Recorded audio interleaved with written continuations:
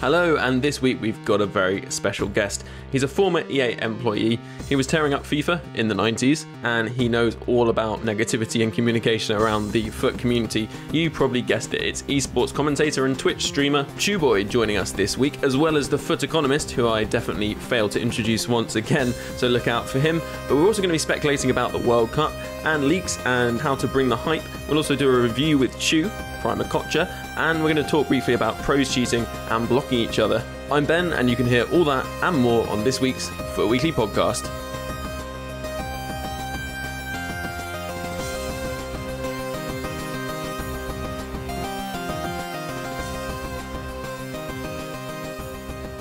Hello and welcome to week 23 of the FUT Weekly podcast, and with us is a man who's returning after probably about 6 months since he was last on at the very beginning, the capture event, I believe. We had the pleasure of ChuBoi himself joining us back then, and he's back to talk about what's gone on, I guess, over the last 6 months and what FIFA's like now. How are you, Chu? Are you well? I'm doing great, actually. Just woke up. It's like, it's early in the morning. Well, not too early, like 10 o'clock right now in Canada on the West Coast. And yeah, I'm doing great. Yeah, it's been a while since I've been on.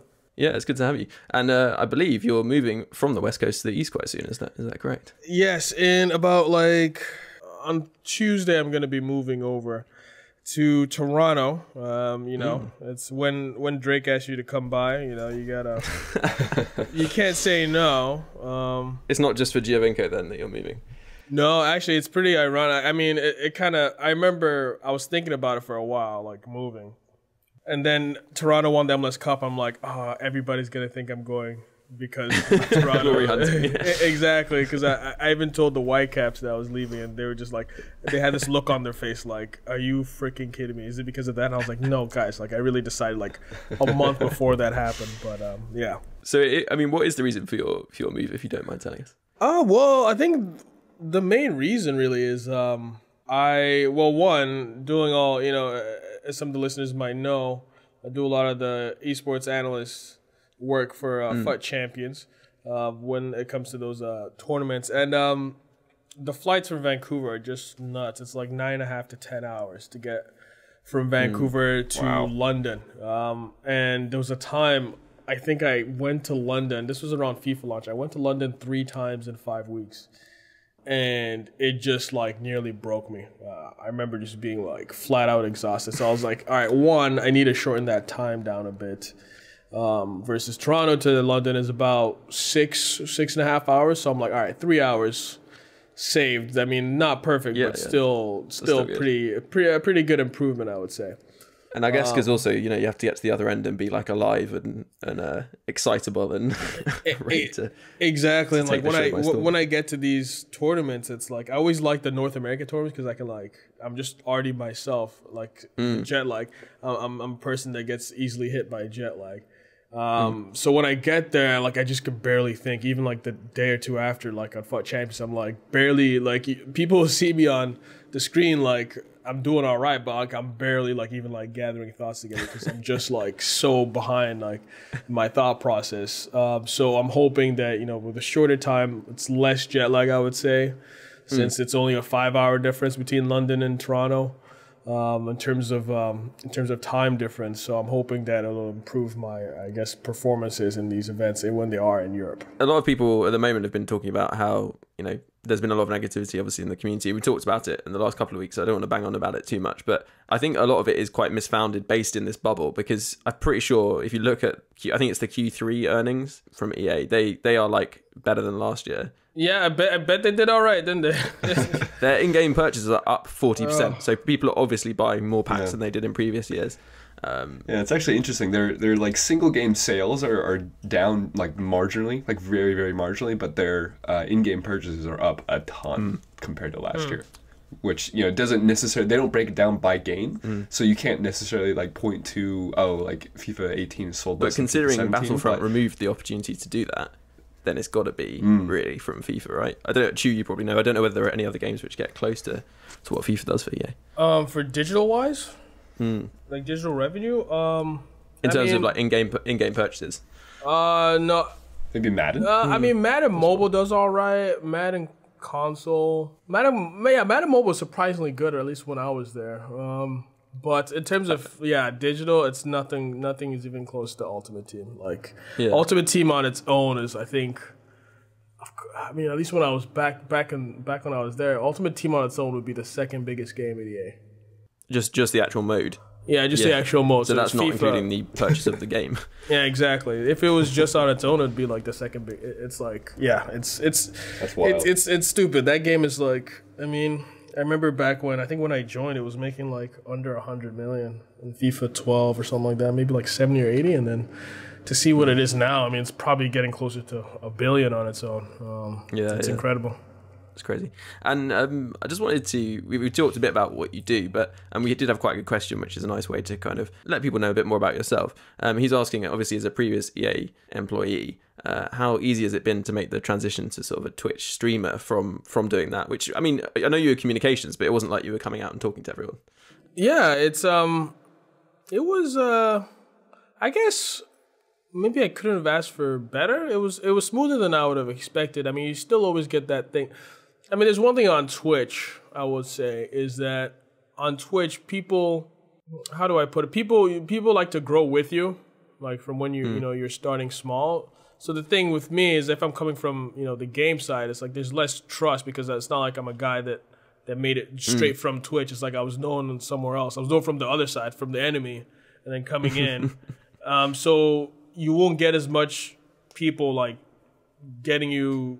building up with you from the ground up. So sort of like rallying around you in the same way. Exactly. I think that's probably that's one thing that people do well. I mean, people who have done well on Twitch, that's one thing they have is like, they were so good at building their own community.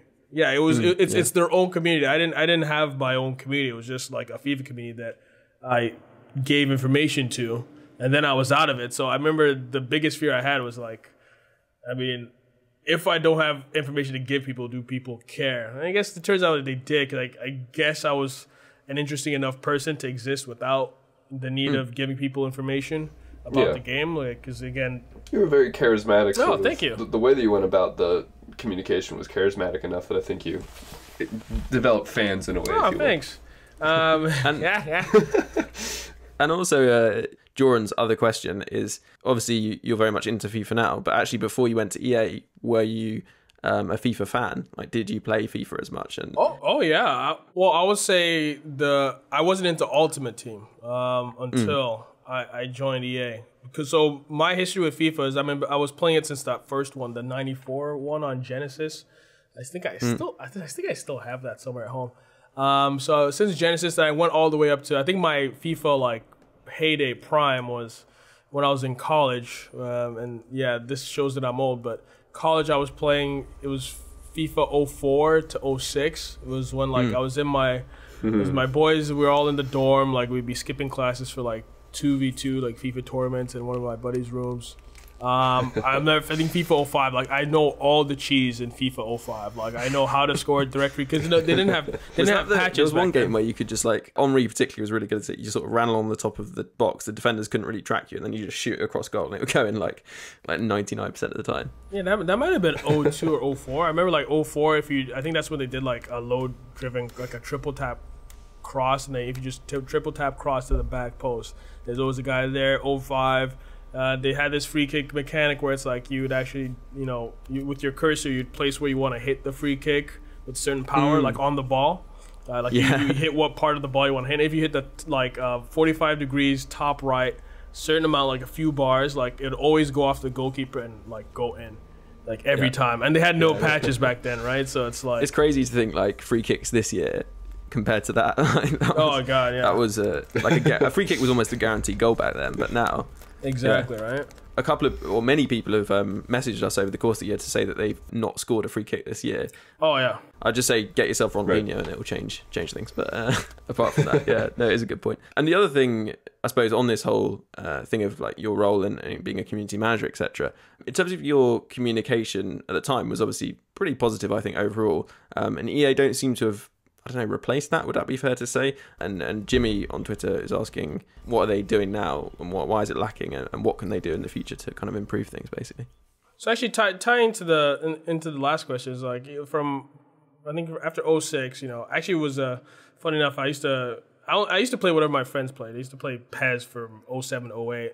Then I took a kind of a hiatus from sports games. I got really into Call of Duty and like Rock Band and Mass Effect, stuff like that. So I only came back into FIFA at 11 and 12, and then 12 I got hired at EA.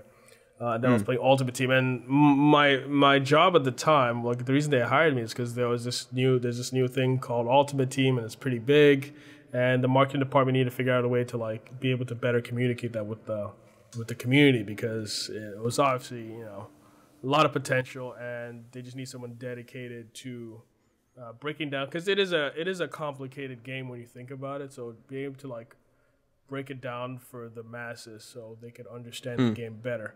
And I guess the thing is now is that there's no direct person who does that now. I think that's where people seeing the lack of communication. I still think they're more open. I feel like they're more open than when I was there, to be honest with you. Yeah, I mean, sorry, just to interrupt quickly, but one of the things that people forget is patch notes which pop up on your screen, those in-game messages. I mean, we didn't have any of that. It was just like, sometimes it would just be, completely unexpected. And I used to write those things, like, so when I read them, I'm like, because I guess I set the template for those, so they still use the template that I use, that we worked on. Wait, did you coin Hey FIFA fans? Yeah. Hey, FIFA fans. Yeah, sorry, that's me. That just kind of stuck, you know, because because the thing with patches is that they have to go through a lot of approvals from people, from the execs, things like that. So it's like, I forgot what I said instead of Hey FIFA fans, but then I think my boss at the time was just kind of like, oh, just make it fans. Like, I was like, all right, and then we just kind of stuck with it. So when I see the patches, I see like for instance the one with where it shows like the degree turns of passes or whatever. That one, I was like, holy crap, like. They would never let me do that before. So you know, like go that detail. I remember, I remember seeing the details of that title up there. I'm like, yo, that's like, to me, I was like, Jesus Christ. I mean, to everybody else, it's like, oh, I mean, that's what you should have put in the first place. But for me, I was just like, oh wow. Like even with ChemGate, like I never expected them to go that into detail. Well, I guess, with that. A question that I've always had is why, I mean, from your perspective, why not go into that much detail? Like, what's the harm in explaining mechanics like that? Well, I mean, so, okay, I guess what's the best analogy I can put to sort of describe it? Is it too complex to actually explain? I mean, well, it's like, okay, so I think one thing is also, a lot of these things also tie into what is the company's like, I don't want to say what's the word I'm looking for, but just you know how like you see a difference between how like Activision is different from the way like the Fortnite team acts. Like it's just like the way the company is built. Like if they're not communicated from the start, then it's hard to get to that point. Right. You know what I mean? Like if it's a community that's not necessarily has always been communicative, sort of the culture they've established. Sorry, that's what I'm saying. The culture, right? That's the word I was looking for. And two, it's like, all right, let's say you have like a restaurant, right? And this is a real life example because there's a restaurant in Vancouver that just has like the best wings like ever. Like nobody knows why, but like let's say you have a restaurant and you got the secret recipe that brings people to your restaurant, your company. There's a secret sauce that you make the wings with. Ultimate Team is that secret sauce, and it's like, do you want to tell everybody what is in the sauce, the exact ingredients of the sauce, because you don't know whether if something changes, does that make everything else collapse? Ultimate Team is like it's like a company's like wet dream, right?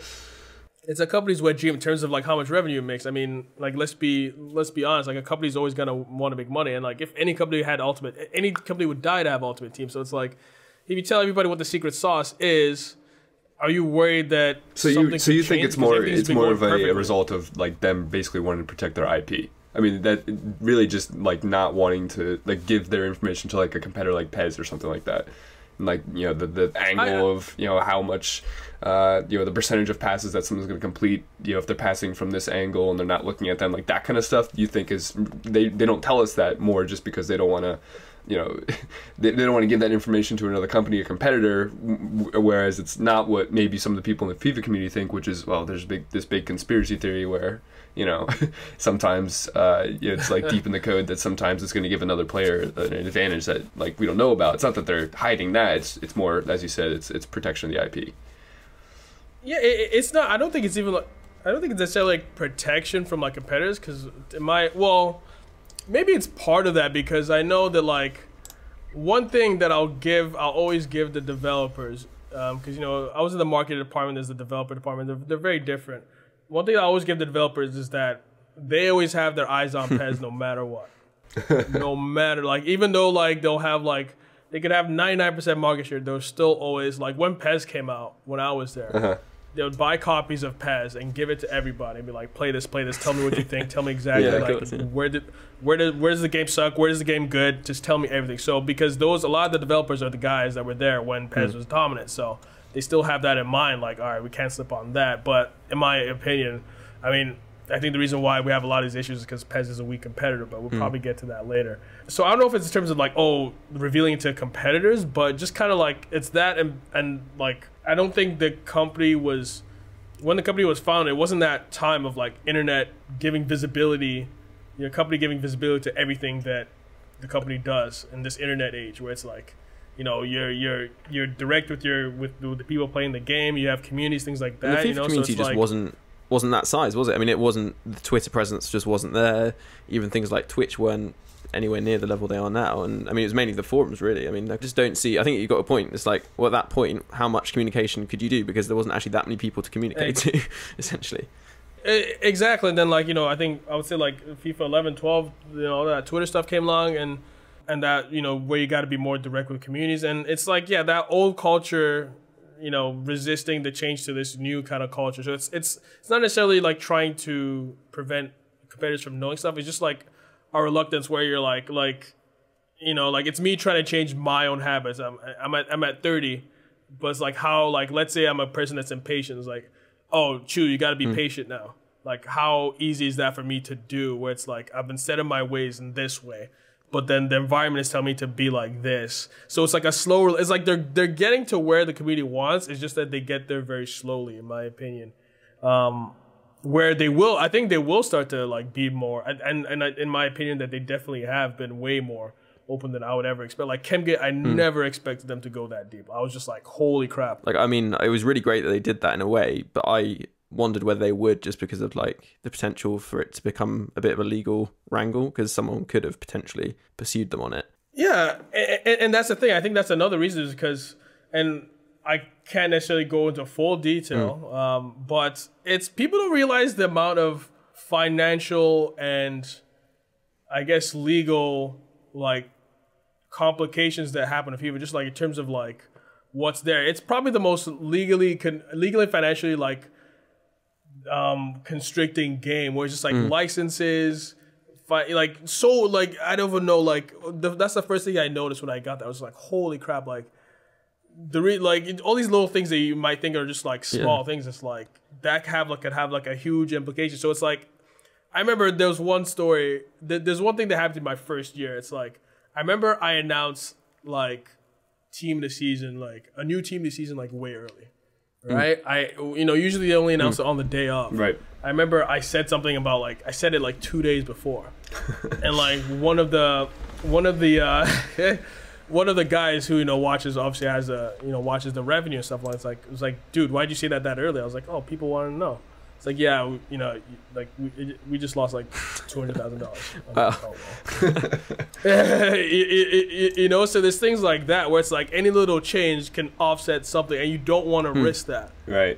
So you don't want to, because you know, like I feel like complete shit the rest of the day, because it's like, yeah, I was the cause of this. So I think that has a part of it where it's like you don't know what's, like, I think that's why like Ultimate Team hasn't changed much over the years, except for maybe FIFA 17, is because any little change to any part can offset the stream that has been working so well. So that's why you don't see people like a representative from the company like wanting to be out there talking all the time, because literally, like, dude, I don't even know what the, like, again, I can't go into detail, but there's been times where like I almost like fucked everything up. like you would not and that's just because of the communication with, just because I said something public, right? I said something early that probably might not have happened in the future. Like I could have messed everything up, like chopping block stuff. You want to be the guy that says that? Do you want to be that guy? their job, your job was on the line. I guess whoever's communicating, their job is on the line. Yeah, you have to be whenever very they make these cautious. moves. Big money's involved, and you think I imagine your salary wasn't even near 200,000, so it's a lot of. No, it definitely was not. It's quite a few ChuBois they potentially lost there. Yeah, exactly. Right. That's like at least like 6 or 7 ChuBois or something like that. But yeah. So it's like. No, yeah, it's a really interesting point, and on this whole kind of how you handle promotions, a lot of people get annoyed at lack of content. But I'm assuming, and you can correct me if I'm wrong, and I've mentioned this a few times on Twitter, but a lot of the reason why you don't see this kind of constant stream of content is because they have to think about how they hype people up. So you can't have a constant level of like amazing content because people don't realize when they're getting good content. Then it's just like a continual flow, no? Yeah, I mean, I do agree that there could be more in certain times. Like I think this time it's usually the post team of the year, between team of the year and FUT birthday and team of the season. Like there's these gaps. I think people want things like for me, like with Prime Icons right now with the release schedule. Like, I mean, I can't think back to, I think it was FIFA 15 where they did the schedule thing. Like I'm still not like, is it as bad? It's as bad as that. But at the same time, I'm like, the reason I'm not mad about Primes, like I wish I could get all the Primes at once. That would be cool. But I'm like, if we didn't have Throwback Thursdays, how bored would we actually be? Wouldn't we be like twice as bored? Because what if there wasn't anything to replace that? So I think, I would say the community's appetite for content has definitely risen over the years, especially when it comes to, because also I think content creators like myself included have a part to that where it's like we literally have to continue to keep people entertained. I think also Twitch is kind of sped up that appetite because you want to see the thing now. Before it was just like, all right, YouTube video, you might wait for like, a day or something for the YouTube video, but now you can like see the thing now. So I want to see stuff all the time, every week. I would say that the appetite is very large. I don't think, the team and Ultimate Team might be big enough to have enough people to, I guess, feed the appetite. This is something, that I've always kind of found interesting because I don't think many people realize that the team development side, I don't think is actually, my impression is it's not actually as big as maybe you'd expect for a game of its size. And the fact they're turning around a game every year. Do you think that, I don't know, if they have such a massive revenue, do you think they're kind of, keeping the purse tight in terms of the number of staff they have? I mean, yeah, the team is pretty small. It's smaller than you would expect in a lot of senses. So, I mean, but as a community member,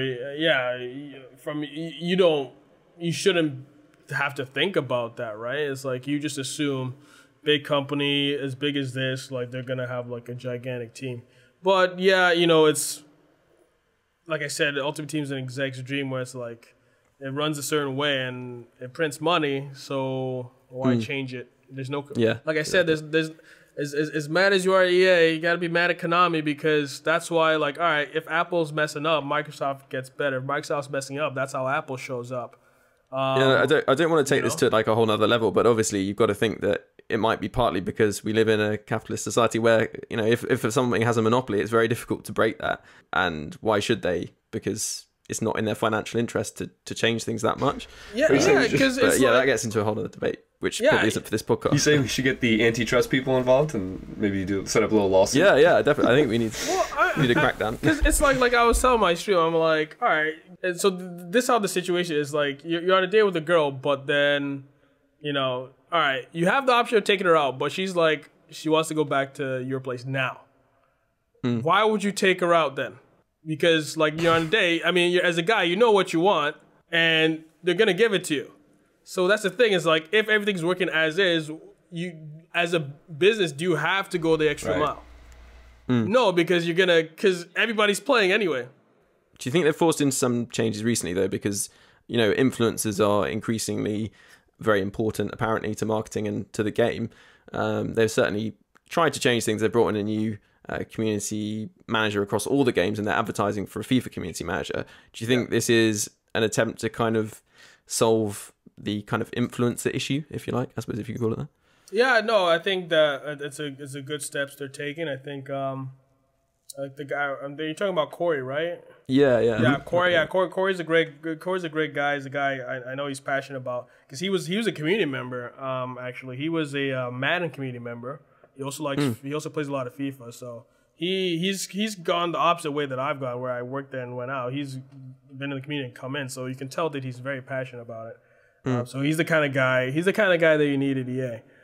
You need a lot of passion. And yeah, they see influencer marketing is definitely taking off. I think it's still probably the most cost-effective marketing.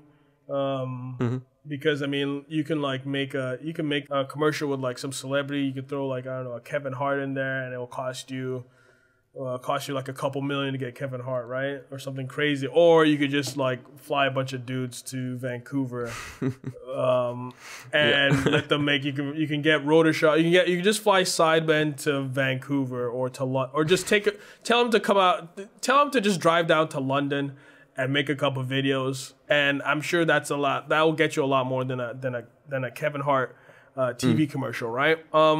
So they definitely need more, I guess, awareness there, and I think that's the steps that they're taking in terms of like influencer relations. Because a lot of streamers, YouTubers, they do, and that's the scary thing that I noticed when I stepped out, is that how much like it's crazy in Twitch and YouTube. Like I could literally say, "Yo, guys, the freezing point of water, is 5 degrees Celsius, not 0." And like half the people will be like, "Oh, maybe that is right." I'm like, no, that's because like you literally just like listen to what it's great. Like I'm so happy I didn't grow up in this time, because like I could think for myself, because and I don't blame the kids, because I don't blame anybody that's young. I think the generation under mine, I feel bad, because it's like you're not supposed to hear this many opinions. Not well informed in a lot of cases. Yeah, because there's a lot of YouTubers, a lot of guys who are actually really smart. Like to be fair to him, I would say Nepenthes understands the entire situation probably the best, I would say, in terms of like how the FIFA cycle works and the ecosystem works. I would say he understands the best. So the guys like him there are who can read between the lines. Like, well, it's about education, but it's also about being able to see through the lines. Versus, I would say there are a lot of guys out here. For every Nepo, maybe there's like 2 or 3 guys who just like say something for the sake of something, for the sake of likes, for the sake of something I saw on the other side being at EA is like there's an economy of hating EA. There was a time in coin selling, you're probably better off act like you really hate EA for the sake of really hating EA, because it'll make you more popular. And I think that's a thing in our community. Is like, I don't know if there's anything we can do, but it's like, at the end of the day, and also kind of scapegoating EA if an influencer, or YouTuber, etc. has any kind of problem or issue, kind of palming it off to being EA's fault just is easy and accepted by a lot of the community. Which I'm not, and for anyone saying like I'm not excusing EA at all. I think EA needs to be a better company. Even when I was there, I thought EA needs to be a better company. They do need to improve in a lot of assets, in most assets. But there is also it's easy to blame them a lot. I think that's what I saw, especially in FIFA 15. The thing that cracked me up a lot was like talking about blaming EA is when people will make investments based off of leaks, and then when like it doesn't come out, they'll blame EA for not putting out the thing that came out as a leak. The trading community, man, I swear to God, I bet you they don't like the trading community at all. I can I've got this weird EA sixth sense now, just for being there, where it's like if I just see something on Twitter, I'm like, yeah, that would piss them off. Because there's this like I still have this annoying. I still have this part of my brain that's still like the community manager, and like I see something, I'm like, yep, like if that made that part of my brain mad, it made like the guys who do the content, they're freaking pissed off. And I think that the trading community, I love it, because ultimately that's how I started as a trader. But it's like, come on, guys, like just chill a bit, man. It's like I feel like as soon as like investments go wrong, like not all the time they blame them, but like it's just like, that was your gamble, bro. It's like what? Yeah. Like, just it's like I was relax. saying, it's easy to scapegoat EA, isn't it, rather than your own trading ability. But Jamie, actually, I'm sure you'd like to know about this. Chu, in terms of all the leaks that people have been talking about a lot. Oh yeah. Do you think this is something EA are going to be that concerned about? I can't see it affecting like a huge amount of the FUT kind of population, I suppose. It's it affects them in terms of like, I don't know. I would say like I hate leaks. I really hate them because when I used to work there, I mean, like, so a lot of for people who don't know, like, as community manager, my job was also to plan like the events and how they're announced. Like when team of the season happens, when team of the year happens, I'm the guy that decides how we're gonna hype it up. Like I love hype. That's my favorite feeling. That's like the thing that used to like make the job for me. It's just like getting to hype people up. And you work the original hype man, yeah. The original hype man. That's all I ever wanted, just to get people hyped, because I love seeing people hyped. I love getting hyped myself, and it's like the feeling of you. Like I remember there's certain situations where certain events I remember in the past where it's like I'll be working night and day, like staying up till 2, like planning the event, planning how it's announced, and things that you got to coordinate with different teams globally in EA, stuff like that, make sure everybody goes at the right time. And then you see a leak and it just takes a dump on your whole 2 weeks of planning and all your work. And so when I see a leak now, I'm just like, man, somebody was doing the same thing I did, where they spent their whole time planning that and one leak ruined it. Hey, to be fair to the community, hey, if it's out there, I mean, somebody's gonna post it. So it's not like I blame you. But when I see it, I just like because that little emotion of hype like is so important in FIFA, where it's like the community's at their best when they are hyped, and if you lose that, it's like they go from when you lose that feeling of hype from the FIFA community. When they lose that, it turns into angst, it turns into disappointment really quick. Because leaking can go both ways. If it's a good leak that's really hyped, then it gets people like super hyped up. Like I remember when Prime Icons got leaked right before, and that was like, oh shit, Ronaldinho, and that actually amplified the announcement. But if it's, and I would say that happens 1 out of every five or 6 times. But then on the other hand, if it's just like, because the community, one thing I learned is that, whatever is announced, they're gonna want it to be the max, like the max level of everything, like, or else it's not as good. So run out, like, if Prime Icons got released and it was freaking, I don't know, Teddy Sheringham or something like that, okay, that'd be like, are you guys serious? But it's Ronaldinho, which the guy that everybody's always wanted. Oh my god, because anything that they want, every event you have to almost like. One thing I learned with like FUT World Cup when we announced it, I don't know if you guys remember how FUT World Cup was announced, but I sat there because I was worried that people wouldn't like FUT World Cup because it had no transfer market. I was like, I don't know if these guys will hate on it. So I was like, all right. That trading community will be at you again. Just I mean, FUT World Cup's probably, I think, the biggest win I've ever seen when I was at EA in terms of like seeing so many people happy. It was also the biggest L, because I remember when we had to say that it was delayed and the threats that we got that day. Oh my God. Like we just delayed it for a day. And I remember just feeling like I barely could sleep that night because just like people were just so mad. Because I think we said it was delayed, but we couldn't say how long it was delayed. But we knew it was only a day.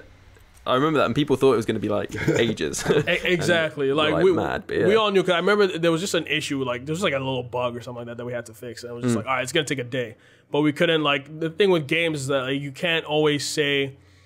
Yeah. You can't if it say takes another day, then yeah. Exactly, because if something goes wrong again, you have to delay it again, and then people really get mad. So we're just like, all right, it's delayed, and then people just like went in on like, this is the one thing you could do right, and you fucked it up. And I'm just like sitting at my desk like, oh my God. People were like that back in FIFA 14, weren't they? You look at the community now to some extent, and it's similar. It hasn't changed too much in that sense. Oh no, people are still, what do you call them? The pitchforks are out for World Cup and stuff already. It's like exactly, and it sucks to sit behind the Twitter account. It's like, a lot of the people you watch on YouTube, you're fans of, but then they're just trashing your work, and it's like, oh my God, it's like Pogba coming to me and be like, yo, Chu, your videos are trash, bro. I'm like, yo, Pogba, I love you. He's like, yeah, but dude, your streams suck. You know what I mean? And you're just like, oh my God, But yeah, FUT World Cup, I remember one lesson I learned, and this is something that I remember seeing. You learn this the hard way, and I remember seeing, a lot of lot of people go in on Yasser. I don't know why, but you guys need to chill out. Everybody needs to chill out in the community. But because he's not even the community, man. That's the funny thing. But I remember seeing he has like no requirement to talk to people, right? Exactly. So I'm just like, what the hell? And I remember him like he hyped up with like a hashtag. It was the release of the Sergio Roberto man of the match. People thought it was going to be a full Barcelona team. Is that what you're thinking of? I remember people got really hyped for that. And it was just like Sergio Roberto man of the match or hero card or something. Exactly.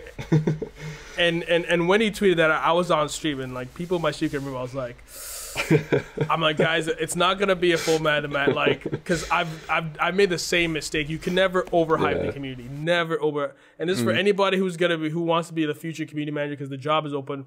Never, it's better to underhype the community and over deliver. Never overhype them.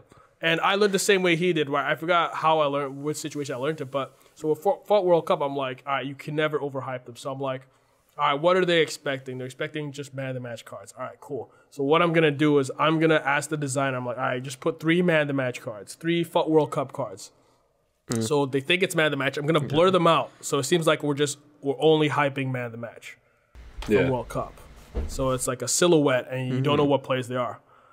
And I was like, all right, so people think it's gonna be man of the match, but guess what? Full freaking World Cup mode, go nuts. And that was probably the best, I guess, feeling I would have gotten from the I'm already hyped and it's not even happening.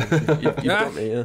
I mean, I hope they do FUT World Cup. I mean, they kind of got to, honestly. I think it's money on the table. Actually, we should talk more about that in just a second, but I think Jamie, unfortunately, has to get going. Yeah, I have class too. Okay. Yeah. I thought we were going to talk to you about the market, but I guess, I mean, I can just, like, I can do, like, 2 minutes worth of it if it's worth it. Yeah, I mean, it's a quieter time, isn't it? But what is going to bring the hype next? I think that's the question. I mean, the 2 things that I've got on my radar right now, in terms of, like, proximity are St. Patrick's Day. I mean, obviously, you had the promotion last year. It was pretty exciting. If you remember, they had that.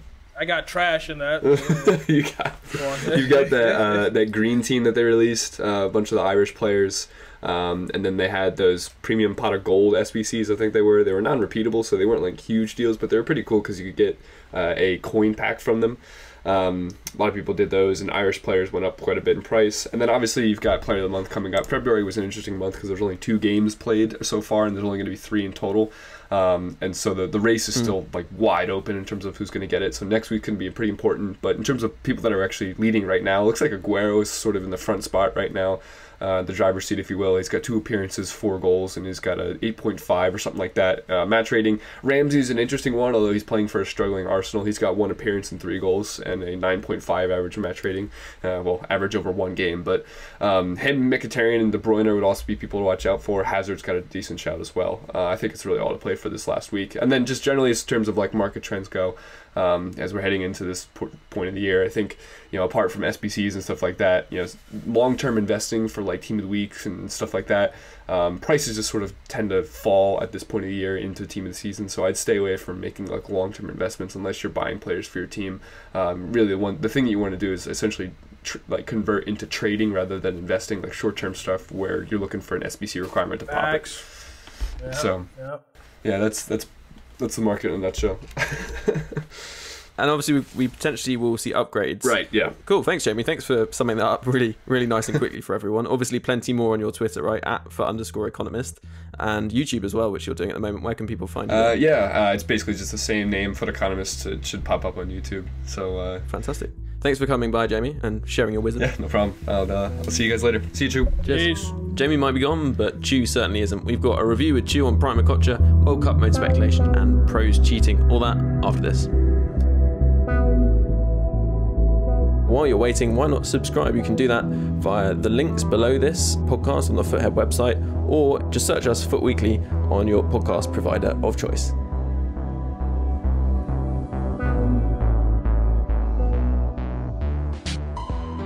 So Chu, a man that I know you're a big fan of, and why don't you start by explaining why is Okocha? I know you've been using him in Ultimate Team, but as a man, I think you're quite a big fan. Yeah, so I was born in Nigeria. Both my parents are from there.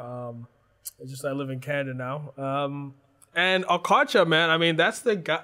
For my generation, that was just the guy, man. I mean, I used to tell my stream, he actually kind of ruined us as a generation because me and my friends, all my friends, we all used to, and my cousins too, we all Okocha. So Okocha, if kids don't know, is known for just doing the stupidest skills. Like I don't know who I can. He was like African Neymar kind of thing back in the day. In terms of just trying to embarrass people. But the thing is that that's all we enjoyed when we used to watch him. So that's all we wanted to do. So like most of the guys that I know, we just didn't learn how to shoot because we're too busy trying to learn how to dribble like him. You know, like I have some friends who like they would go past the keeper, but they would go back to like try to dribble the keeper again. I'm like, what are you guys doing? Because that's what JJ would do, right? So what would JJ do was every Nigerian's motto. Exactly. What would JJ do? He would try. All we'd try to do is nutmeg like each other, but not learn how to shoot. Like, I think I was like one of the only like guys in my friend group that like just focused on just like scoring and shooting because people just want to do like skills. So that's what we. I mean, he just brought like entertainment. I mean, he was part of the team that won in '96. Him and Kanu, the Olympics in '96, which is probably our greatest moment in history. We won the gold medal. We beat Brazil in the semifinals, which had a young Ronaldo R9, even though his name was Ronaldinho actually on the sheet on his jersey. His name was Ronaldinho then, but he then upgraded to Ronaldo. He was there. I think maybe even they had some because it was under 23, so they had some senior players. But I remember R9 was there and a couple. I think Roberto Carlos was there too, and maybe even Bebeto was like one of the senior guys. But yeah, we beat Brazil coming back from 3-1 down, and then we beat Argentina coming back from 1-0 down in the final. And it was just like, I'll never forget that day. I think the Brazil day was probably even bigger, but that was just the most ridiculous thing ever. Like that was our golden generation, and Okocha was part of that. Yeah, amazing. And I'd say your thing about skills doesn't really explain the development of Obi Mikel. Probably isn't the most skillful player, and at least he definitely couldn't shoot, so you're right. The funny thing is people don't realize that Mikel was like our brightest, was supposed to be like our Lionel Messi kind of, not in terms of like gameplay, but there was a time where the two brightest stars in youth football were Mikel and Messi, and they met in the final of the 2008 Olympics, and it was Nigeria versus Argentina. Argentina won with a Messi penalty, but like it was about Mikel and Messi, funny enough, and Mikel was kind of like our Modric / Fabregas, to be honest, and he still is. Like Mikel is very different when he plays for Nigeria. He's more of an all rounder. He does everything. He's the number 10 even. When he plays for Nigeria. Do you know what? Yeah, I probably undersold him, but I'm just thinking of like his latter Chelsea career where he was.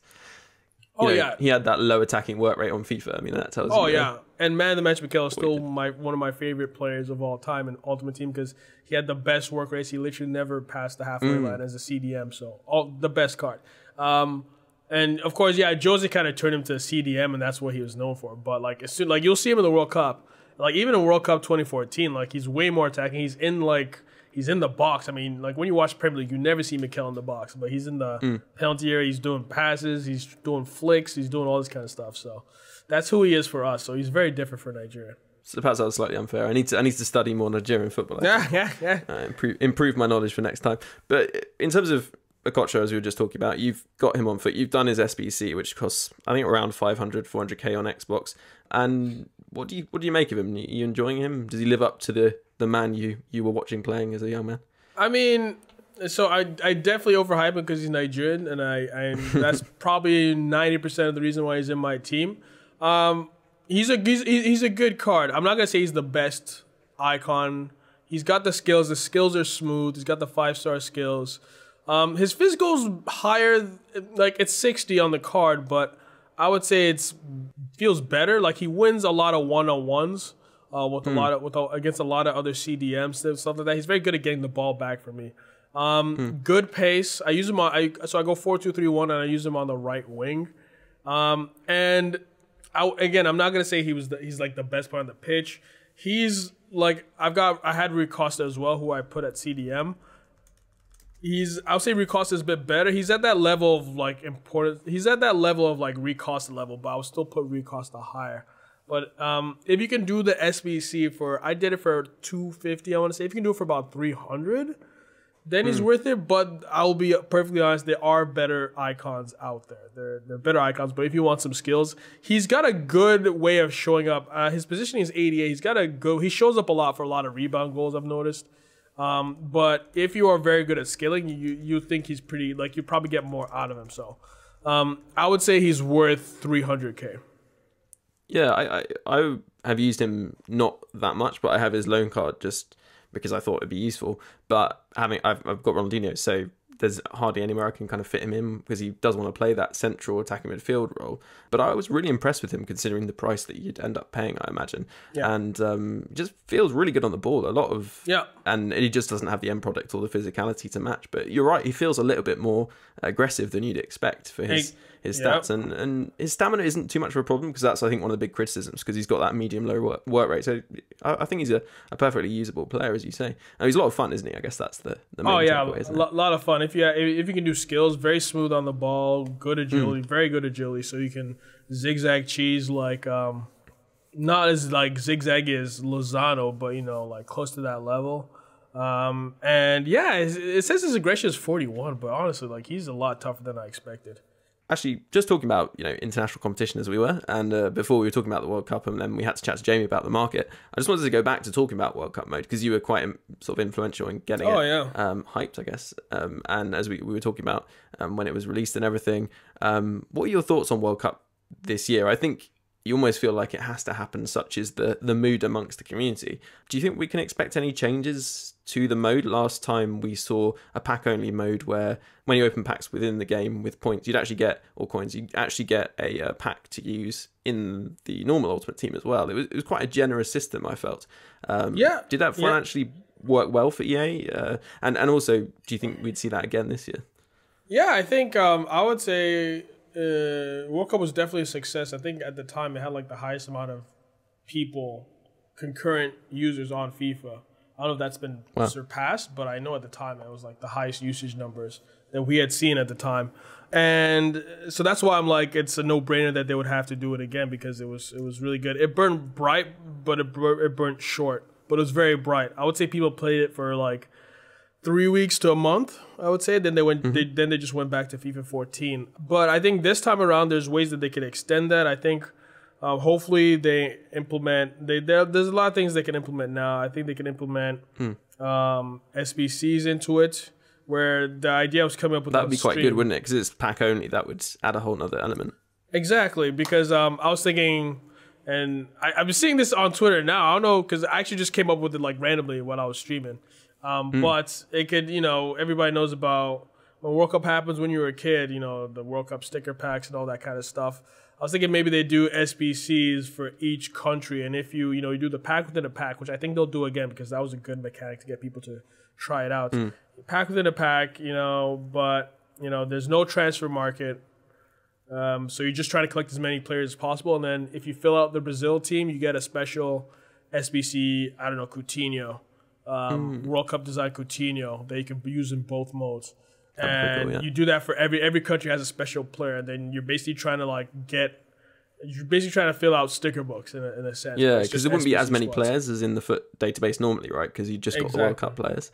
It would be feasible for you to collect every player on a team, wouldn't it? Exactly. So it would be very feasible. That's why you probably wouldn't need. That's why they didn't put a transfer market, I would think.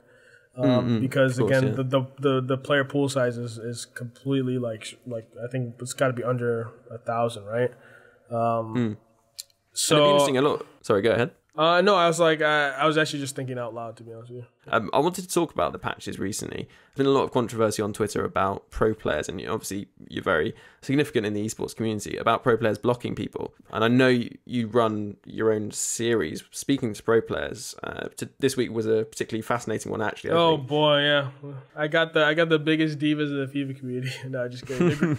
They're great guys. They're actually really good guys to talk to. I have that thing where I invite pro players on the stream to talk. It's called Top 100 TV. And this past week I had Gorilla, Unilad Gorilla, Kurt, and FaZe Taz. So very opinionated guys. And they're really good friends. So all they do is just like bicker back and forth. And we talked about that blocking thing. I mean, those guys aren't too fussed about the blocking aspect. They're more fussed about the no loss glitching, because the blocking thing, I mean, I was kind of like them. Like, I think they also were like, I expected that to happen like a long time ago, because like I was telling you guys before, like I have blocked people online, but because like I only block people who like when they score they shush all the way to the center line and dab. Like that's my most that is annoying the mark thing. Of someone you should block, I think. Exactly. So anybody who does like is really like I guess, really annoying, I will block. So I don't want to play that person ever again. I don't know if it worked or not. I can never tell if it worked or not. That's the thing. So I don't know if it's working now. People say it is. People say it isn't. I can't get a definite like yes or no from the community. But it's going to be very hard to work out whether it's working or not, I guess, because if you block someone, theoretically you're not going to play them, but you wouldn't really know whether you haven't played them or not. Exactly right. Exactly right. So I mean, it's not like it's. I mean, I don't know if it's cheating because you still have to play 40 games, you still have to win them, but it's definitely increasing your chances. Hopefully, something that they do remove because people are saying that in other games you can still block people, but you still match up against them. So I don't know if it's like an Xbox thing or EA thing. So maybe the two companies have to talk together. Saying, like, last year, people complained a lot about, people from places in the world where you don't get many opponents. So like I think this particular person was complaining and they were from Central Africa and they played only a sort of very small number of people in the weekend league because there aren't that many players. And they were saying that they were really disappointed that they hidden kits because one of the ways that they were able to not play someone with a terrible connection was to sort of see the kits or badges or whatever and realise that they weren't someone you wanted to play. And what someone had pointed out was, why don't you just block them, then you won't face them. But they said that they blocked these people and they would still come back. So certainly last year it seems that you could play people who you'd blocked. But I was wondering whether maybe blocking does stop you playing someone, but then if there really aren't any opponents, maybe it does find that person, if you know what I mean. So in some circumstances, I think that is it, actually. I would say that that's it. If there's not that many people, then it will just give you that person either way. So, I mean, it's frustrating that that's happening, and I swear I think we're only noticing it now. I swear people have been doing that since like FIFA 17. So that's why I'm not like 100% like, I'm not like outraged about it or anything, because I'm like, in my opinion, like I feel like it's something that has been happening for years. But again, I guess the pro players are frustrated because, it's things like that and the no loss glitching. I guess I'm trying to always see it from their point of view. You put you dedicate a lot of you dedicate your life, I guess, to this game, and then you're not seeing the same dedication on the other end. But the thing with glitches is that usually with glitches like that, if they haven't been fixed, it means that they're pretty tough to fix. That's one thing. I think that may even be an Xbox issue. No, I mean, I don't know whether they'd actually, because it's not. I don't think the problem seems to exist on PlayStation, or at least that's the claim. And I guess it could be something on Xbox's end with the blocking system. Yeah, I think one of the Brazilian guys, Fenomeno, was saying something about that it does happen on PlayStation. I don't know, but again, nobody's fully confirmed or denied. It's a very kind of mysterious thing because, as we were saying, it's so hard to prove. One thing that I did want to kind of move on to with esports, and sort of leading on from the discussion you had, which actually, obviously many of our listeners may be listening to this as a podcast, and if they want to subscribe to your podcast and hear this whole chat that you had, they can do, can't they? It's is it Top 100 TV? Yeah, Top 100 TV, and I'll send you the link if you wanted to leave that in the description of the podcast. Yeah. And if you're listening on Foothead, you'll find the link to that just below the audio file on the website, so that will be very useful for you to find. But in terms of the whole pro scene, one of the things that came out of that was this idea that Tass mentioned, which was potentially having an invite-only pro scene. And I don't know, you might be completely in agreement, in which case this will be a very short discussion, but I thought that was incredible and slightly odd thing to say, considering that one of the big stories, probably the most amount of hype we've seen for a FIFA event, was because a guy came onto the scene completely unknown and did so well. It just seems a very narrow-minded suggestion. I mean, could you stand up for him on this?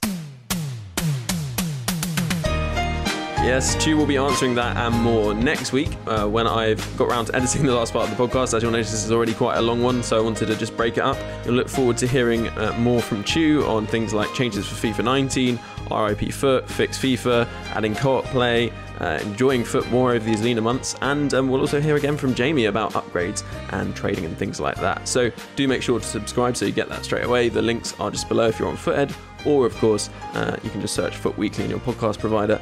Just go to footweeklypodcast.com/subscribe. All that remains for me to say is have a great week. Until next time, I've been Ben, who you can now follow at FUT Weekly Ben, and this has been the FUT Weekly Podcast. And of course, thanks to EastEnders for providing the cliffhanger music at the end there. If you're not from the UK, then you've lucked out because you don't know what that is. But have a Google, EastEnders. See you next time.